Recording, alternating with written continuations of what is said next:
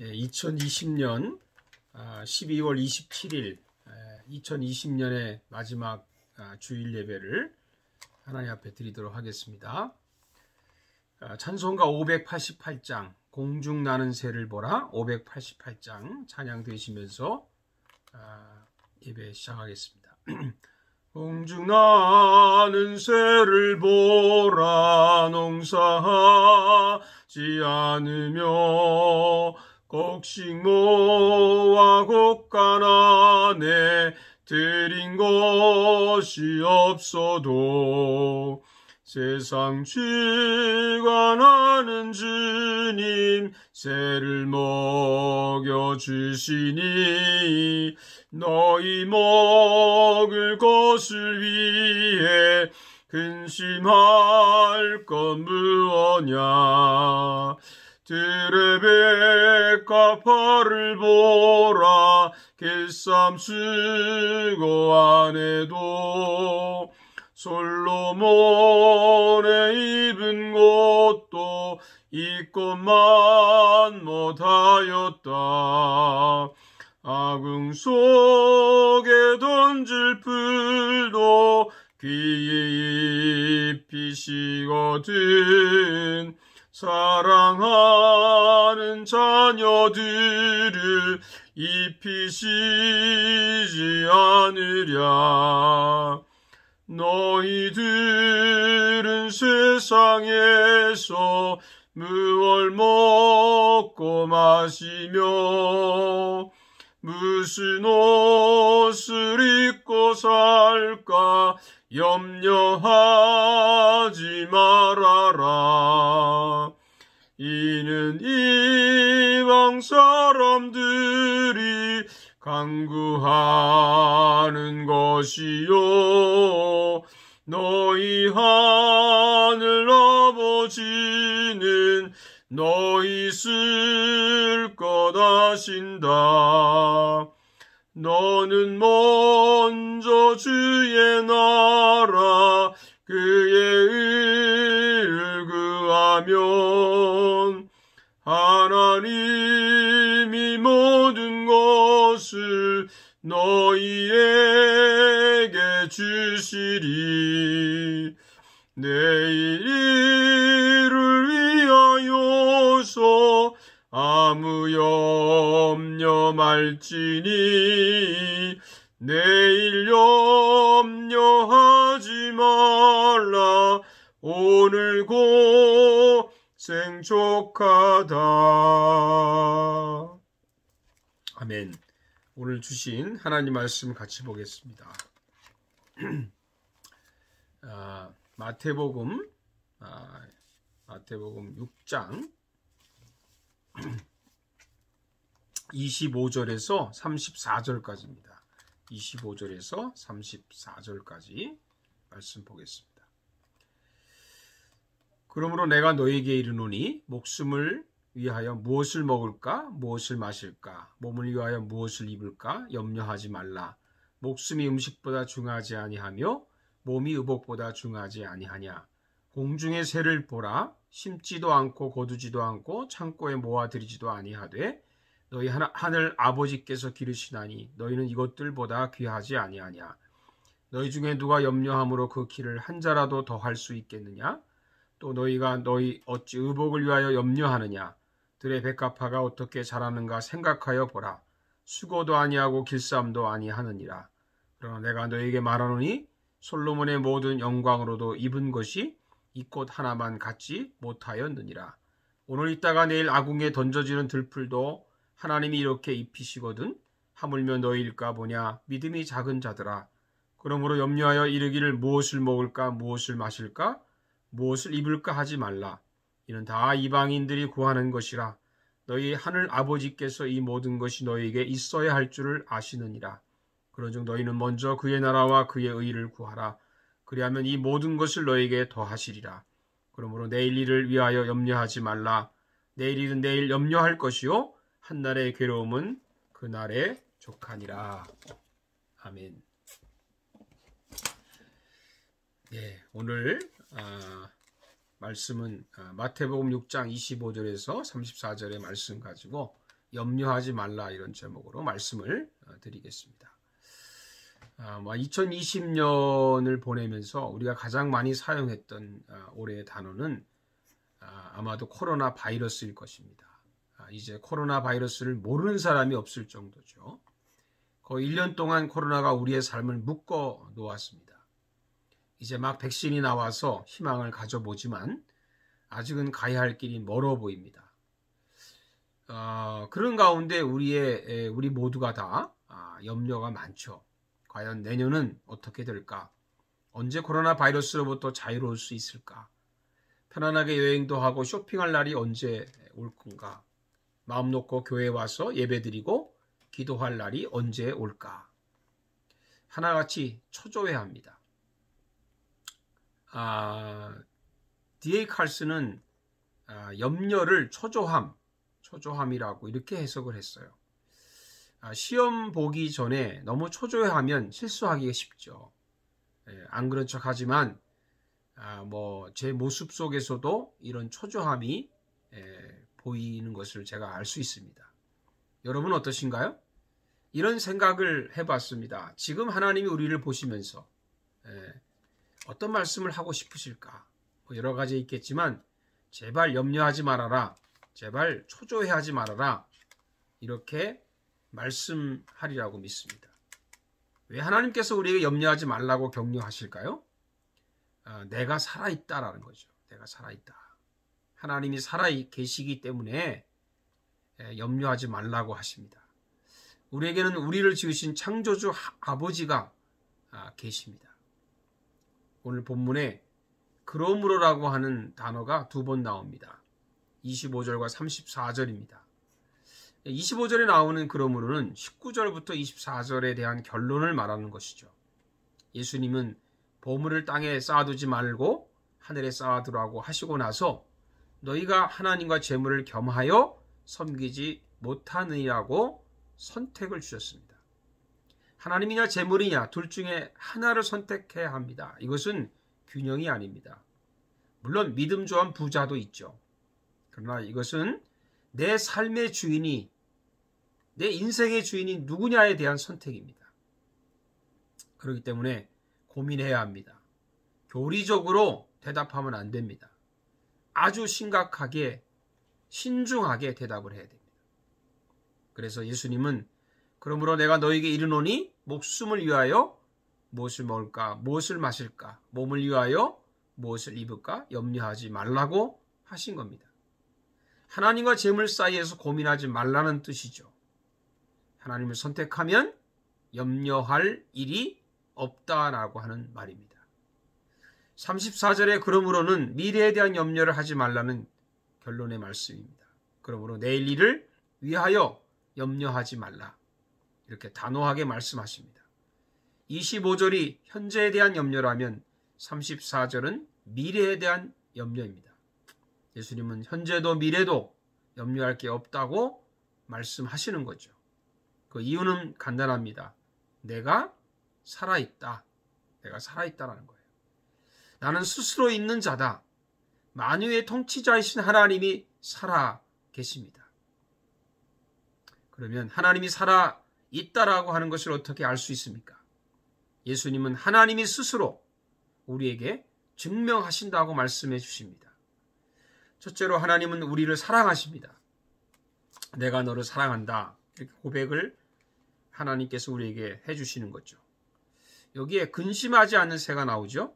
26절에 보면 공중의 새를 보라 심지도 않고 거두지도 않고 창고에 모아들이지도 아니하되 너희 하늘 아버지께서 기르시나니 너희는 이것들보다 귀하지 아니하냐.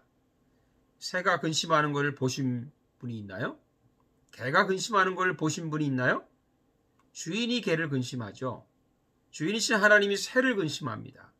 하나님은 새가 근심하지 않도록 모든 것을 준비해 주시고 기르십니다. 마지막 말씀이 감동입니다. 너희는 이것들보다 귀하지 아니하냐. 너희는 이것들보다 귀하지 아니하냐. 개도 훌륭하지만 사람이 훌륭합니다. 요즘 개를 사랑하는 사람들이 늘어납니다. 개사모라고 할까요?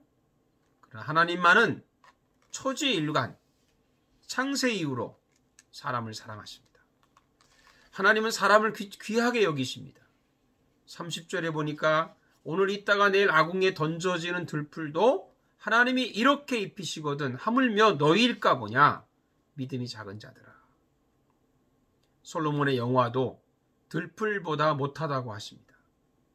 하나님은 아무도 관심을 두지 않는 길가의 들풀도 귀하게 여기시는데 어찌 하나님의 형상으로 지은 사람인 우리를 귀하게 여기지 않느냐고 우리에게 그렇게 격려해 주시는 겁니다. 하나님은 사랑하는 독생자를 우리의 죄를 위해 십자가에 죽일 만큼 우리를 사랑하십니다. 둘째는 하나님이 우리를 사랑하신다고 하는 더 구체적인 증거를 우리에게 보여주셨습니다. 31절을 보십시오. 그러므로 염려하여 이르기를 무엇을 먹을까, 무엇을 마실까, 무엇을 입을까 하지 말라. 이 말씀을 들으면 모순처럼 들립니다. 주기도문에 보면 일용할 양식을 구하라고 하지 않았나요? 그럼 이 말씀이 일용할 양식을 구하지 말라는 말씀인가요? 무엇을 먹을까, 무엇을 마실까, 무엇을 입을까 하지 말라. 저는 그 앞에 한 단어가 빠졌다고 생각합니다. 그것은 나를 위해 라는 구절입니다. 나를 위해 살면 염려가 많습니다. 늘 염려의 늪에서 벗어나지 못합니다. 32절에 보니까 이는 다 이방인들이 구하는 것이라. 하나님을 믿지 않는 불신자들, 아니요, 신자들도 오히려 더 할 수도 있죠. 신자들까지도 자신을 위해 무엇을 먹을까, 무엇을 마실까, 무엇을 입을까 하며 염려하고 삽니다. 그럼 하나님 자녀는 정말 어떻게 살아야 될까요? 그 다음 예수님 말씀이 은혜입니다. 너희 하늘 아버지께서 이 모든 것이 너에게 있어야 할 줄을 아시느니라. 하나님이 우리를 지으셨다면 하나님이 우리의 필요를 모를 리가 없습니다. 하나님은 다 알고 계십니다. 그래서 하나님이 나를 알고 계신다고 하는 그 믿음을 우리가 가집시다. 그러고 나면요, 기도가 이렇게 바뀌어요. 틸리케 목사님이 말씀한 것처럼 하나님이 도와주세요, 하나님 주세요, 이런 기도가 아니고 하나님이 어떻게 도우실 거예요, 하나님 저를 어떻게 도우실 거예요, 이렇게 바뀐다는 거죠. 맨날 달라는 기도가 아니고 어떻게 주실지를 기대하는 것입니다. 맨날 문제만 해결해 달라고 땡깡 쓰는 게 아니고 어떻게 문제를 해결하실지를 소망하고 기대하는 것입니다. 하나님이 반드시 해결하시고 우리의 필요를 주실 것을 확실히 믿는 겁니다. 그리고 하나님이 하시는 손길을 기다리는 거죠. 여기에 또 하나 중요한 것이 있습니다. 하나님이 다 알고 계시다고 했지 알아서 주신다고 하지는 않았다라고 하는 거죠. 그럼 다 아시는 하나님이 어떻게 우리를 도우십니까? 어떻게 주십니까? 33절이 그 답입니다. 그런즉 너희는 먼저 그의 나라와 그의 의를 구하라. 그리하면 이 모든 것을 너희에게 더하시리라. 틸리케 목사는 하나님이 우리의 필요를 다 아시기 때문에 우리가 생각할 수 없는 뜻밖의 반전으로 도우신다고 합니다. 이 뜻밖의 반전이 되려면, 정말 뜻밖의 반전이 되려면 너희는 먼저 그의 나라와 그의 의를 구하라. 이것이 먼저 돼야 됩니다. 하나님이 이미 우리의 필요를 다 아시기 때문에 우리는 하나님의 나라와 의를 위해서만 기도해도 된다는 것이죠. 지금 코로나 이 시대에도 뜻밖의 반전이 있을 거라고 믿습니다. 우리가 상상하거나 계획하지 못했던 하나님의 계획이 있을 것을 믿습니다. 우리가 먼저 선물을 구하는 것이 아니라 선물을 주신 하나님을 먼저 구하는 게 중요합니다. 어떤 분이 교부들의 기도를 보면서 얼마나 지루했는지 처음부터 거의 끝까지 하나님에 대한 기도, 하나님에 대해 찬양하고 하나님에 대한 그런 기도만이 너무 길다는 거예요. 뭐 달라고 하는 기도, 이런 기도는 뭐 끝에 조금 거의 없습니다. 근데 신앙이 성장하고 보니까 이게 진짜 기도구나. 하나님을 구하는 기도, 하나님에 대한 기도, 하나님을 찬양하는 기도가 가장 중요하구나. 그 나머지는 그렇게 되면 하나님 주신다고 하는 약속을 교부들은 믿었다고 하는 것이죠. 아모스 5장 6절의 말씀처럼 너희는 여호와를 찾으라. 그리하면 살리라. 뜻밖의 반전이 있습니다. 그리하면 이 모든 것을 너에게 더하시리라. 이것은 우리가 하나님을 구하실 때 주시는 뜻밖의 선물이죠. 저는 이걸 보너스 축복이라고 봅니다. 우리 모두 이 뜻밖의 선물을 받을 수 있기를 주님의 이름으로 축복합니다. 셋째는 하나님을 구한다는 말은 하나님 중심으로 사는 거예요. 하나님 중심. 하나님 중심으로 살면 내가 염려할 일이 없습니다. 27절에 보면 너희 중에 누가 염려함으로 그 키를 한 자라도 더 할 수 있느냐? 이 구절을 다르게 번역한 성경이 있어요. 너희 가운데서 누가 걱정해서 자기 수명을 한순간인들 늘릴 수 있느냐? 염려한다고 해서 죽어가는 생명을 한 시간이라도 연장할 수 있습니까? 이 말은 염려한다고 해서 이루어지지 않는다는 뜻이죠. 염려해도 소용이 없다는 말이죠. 어니 제이 젤린스키라고 하는 사람이 느리게 사는 즐거움에 나오는 우리가 잘 아는 내용입니다. 우리가 하는 걱정거리의 40%는 절대 일어나지 않는 사건, 30%는 이미 일어난 사건, 20%는 사소한 사건, 4%는 우리가 바꿀 수 없는 사건, 나머지 4%만이 우리가 대처할 수 있는 진짜 사건이랍니다. 알고 보니까 96%의 걱정거리가 쓸데없는 거다. 내일 비가 오면 어떡하지? 그럼 우산 준비하면 되죠. 비를 멈추게 할 수 있습니까, 우리가? 그건 하나님의 일이죠. 하나님 영역이죠. 우리는 하나님의 영역까지 우리가 걱정할 필요가 뭐가 있습니까? 쓸데없는 걱정 안 되는 거죠. 러셀 무어는 자녀들의 미래를 염려하는 부모들의 마음에 대해서 한마디로 이렇게 표현했어요. 너무 자녀들을 염려하니까 가장 완곡하게 표현한다 해도 헛소리일 뿐이다. 이런저런 일에 대해서 이렇게 염려하는 것은요, 헛소리 하는 거라는 거예요. 헛소리. 죄송하지만. 그런 염려하지 맙시다. 제발 헛소리 좀 우리 그만 합시다. 내일 일은 내일 염려할 것이요, 한날의 괴로움은 그날의 족하니라. 그러니까 우리가 하나님 중심으로 살아야 합니다. 우리는 하나님의 형상으로 지음을 받았습니다. 믿음은 하나님 중심으로 사느냐 나의 중심으로 사느냐에 달려 있다고 믿습니다. 존 스타트 목사님이 이 본문에 대해서 이런 말을 했어요. 결국에는 오직 내 중심, self-centered, 하나님 중심, God-centered, 이 두 종류의 경건만이 있듯이 오직 두 종류의 야망만이 있다. 인간은 나를 위한 야망을 가지든지 하나님을 위한 야망을 가진다. 거기에 세 번째 선택, 세 번째 대안은 없다. 엘리야의 말 기억하시죠? 바알이냐 하나님이냐. 머뭇거리지 마라. 중간에서. 여러분, 둘 사이에서 결정하지 못하고 갈등하면 할수록 염려가 점점 커집니다. 골리앗이 됩니다. 나중에 홍해가 됩니다. 그러나 하나를 결정하면 염려가 사라집니다. 하나님을 선택하면 하나님이 골리앗을 때려 눕힐 것이고, 우리가 하나님을 선택하면 하나님이 홍해를 직접 가르실 겁니다. 하나님 중심으로 삽시다. 그러면 하나님이 우리의 염려의 짐을 대신 지십니다. 날마다 우리 짐을 지시는 주, 곧 우리의 구원이신 하나님을 찬송할지로다. 기도하겠습니다. 살아계신 하나님, 저희들이 1년 동안 살면서 얼마나 많은 염려의 짐을 가지고 살았는지요. 지금도 그 염려의 짐을 안고 끙끙 앓고 살아가고 있습니다. 새해를 맞이하면서도 그 염려의 짐을 내려놓지 못하고 있습니다.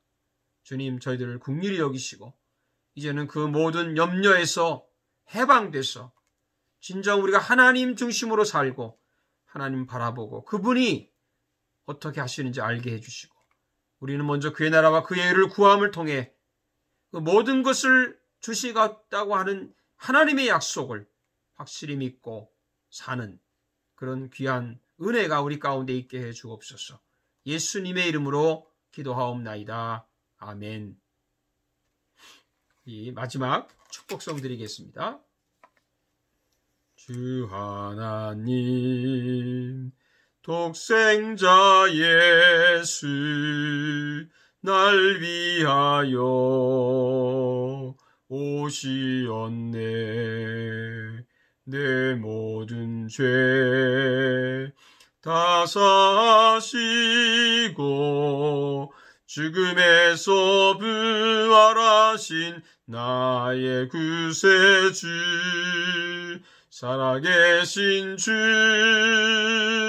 나의 참된 소망 걱정 근심 전혀 없네 사랑해 주네 갈 길 인도하니 내 모든 삶의 기쁨 늘 충만하네. 이제는 우리 주 예수 그리스도의 은혜와 우리 하나님 아버지의 큰 사랑과 성령의 교통하심이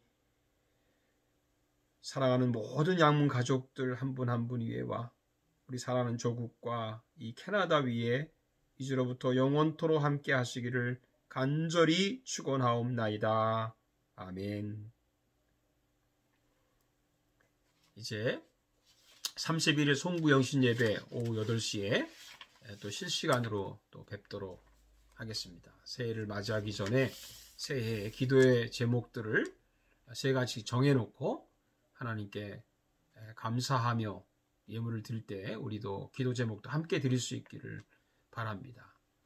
오늘 저녁에 8시에는 우리 공동회를 앞두고 우리 줌 회의를 좀 훈련하는 그런 시간을 갖습니다. 제가 카톡을 통해서 줌 주소를 보내드리면 클릭해서 들어오셔서 우리 함께 같이 화면으로 얼굴을 보면서 회의하는 그런 그 연습을 할 수 있도록 그렇게 할 예정입니다. 그렇게 아시고 그렇게 준비해 주시기를 바랍니다. 감사합니다. 할렐루야.